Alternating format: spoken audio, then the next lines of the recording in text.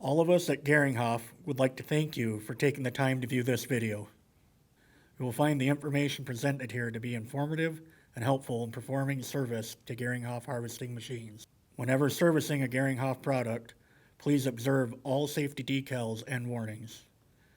Use factory-supplied safety supports on the combine and the Geringhoff head. Use the proper safety equipment required for the task.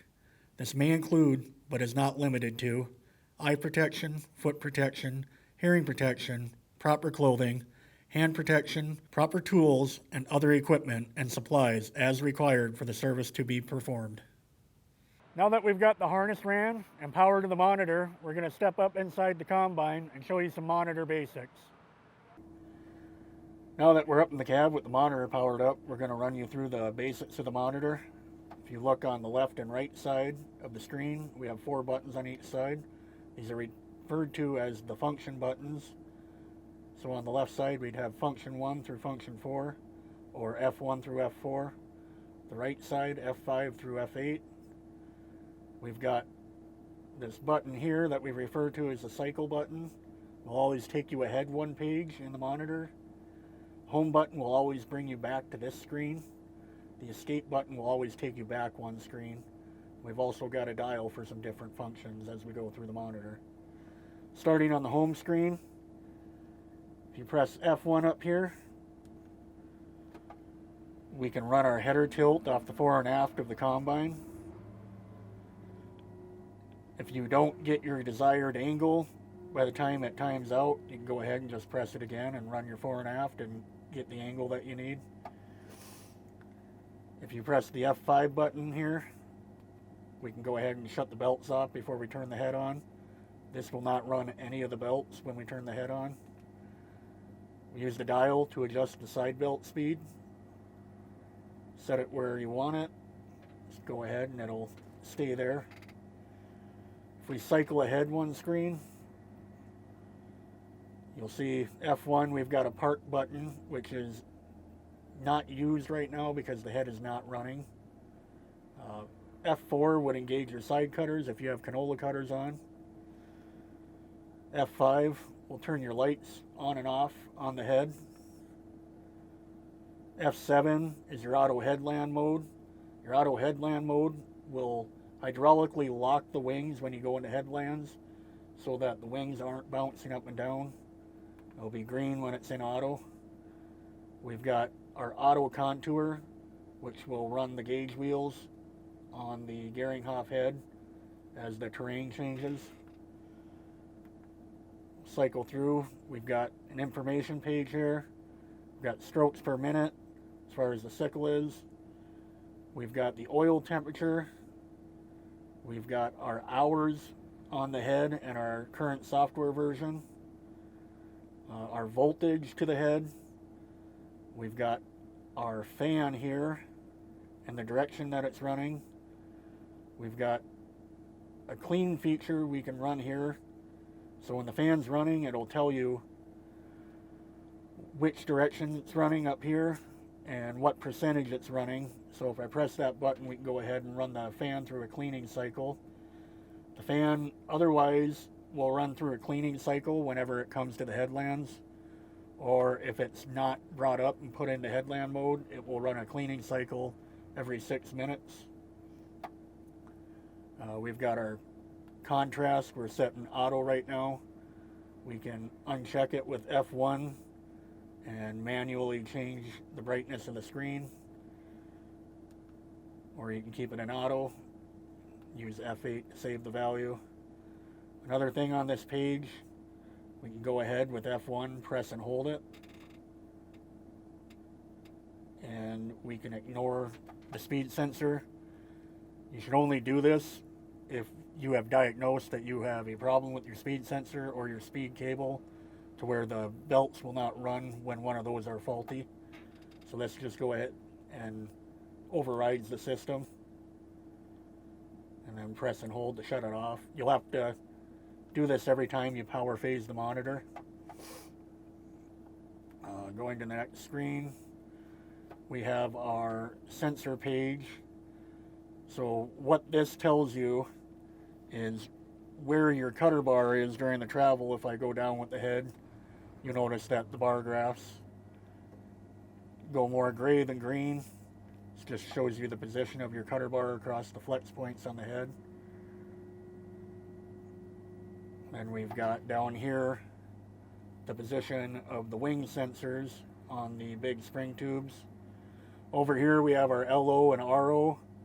Those are the output signals coming off of the Geringhoff head that we are sending to the combine. You can use this page really well for some troubleshooting sometimes. We're going to go back to the home page. We're going to actually fire the combine up, and you'll see that the pages change a little bit when we actually are reading a speed signal from the head. So the center belt runs first before the side belts come on. That is in case you are trying to clear something or you just got the auger cleared.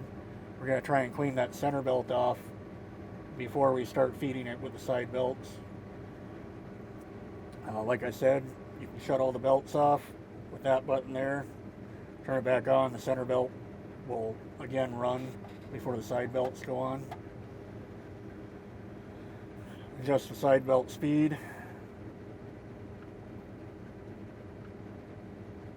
As needed. Go over to F3 and press and hold it. It will lift the gauge wheel up manually. F4 will put the gauge wheel down manually. Along with F7 will run the right side wheel up. F8 will put the right side gauge wheel down.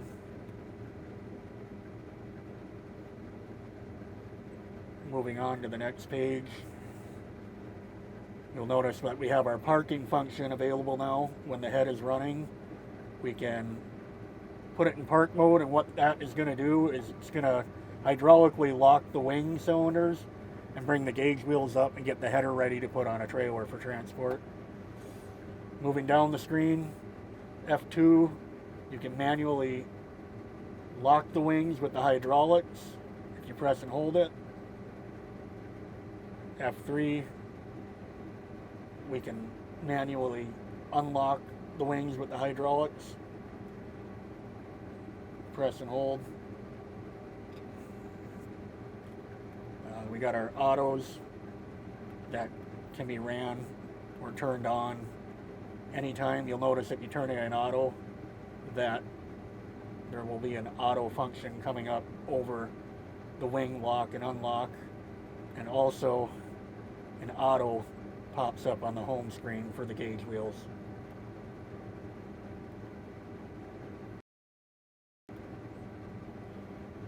Going to the information screen, you can see that we're reading sickle speed now. Our oil temperature is warming up a little bit.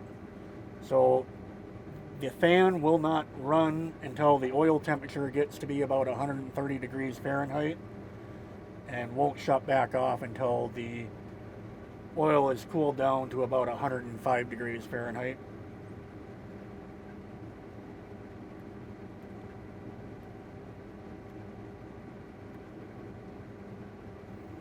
Not much changes on the sensor screen. You'll notice that the voltages will bop around a little bit here just as the machine's moving and the sensors are moving, but that is nothing to be concerned about. Now that we've gone through the monitor baskets, we'll go ahead and step into the calibration. First thing we're going to want to do is make sure we've got the head and the combine parked on nice flat solid ground. So when you're on the sensor screen, go ahead and press and hold F8 until it tells you OK. The belts will automatically shut off during calibration. Go ahead and we'll use the dial. We can pick our combine type, press the dial to select it, press F5 to move on to the next page. So now we're going to get an animation here. We've got a check mark on number 1 telling us that we're reading sickle speed. Number 2, it's going to want us to roll the head back with the fore and aft. The the function will automatically be selected, so whenever you hit the 4 1/2, it'll go. We'll want that tilt in about the middle of its tilt range on the Geringhoff head. So see number 3, it's going to want us to bring the head up into the air so that when we unlock the wings, nothing is touching the ground. Once we've done those 3 things, we'll go ahead and press F5 to move to the next page. Animation again to bring the head up in the air. We'll want to press and hold the button here. So what this will do will unlock the wings. It'll also pick the wheels up if they were in the down position. Once we've got that, we can go ahead and save the values going across the head. It's going to want us to lower the head to the ground. You'll notice that we've got a caution warning flashing there. As we go through the calibration, that should go away. If it doesn't go away, you may need to go out and adjust the sensor. As you can see, it's disappeared now, so all of our sensors are within range through this step. Go ahead and press 5 to move on. So next thing we're going to do is push the gauge wheels down into the ground, which is going to bring our wings up to their max flex point in the top position. And what we're doing here is calibrating the wing sensors themselves. So now we've got the wheels all the way up. We don't have any warning indications that the sensors are out of range. We can go ahead and save it with F5, and we've got a good calibration. Check away. Now that we've done that, we can go ahead and calibrate the head to the combine. It's very important that you calibrate the Geringhoff head before you calibrate the head to the combine, as the signals can change that we're sending to the combine. And that should be everything you need to know about calibration. On behalf of Geringhoff Product Support, thanks for watching. And as always, if you have any questions about the video you just watched, you can contact us on our service hotline.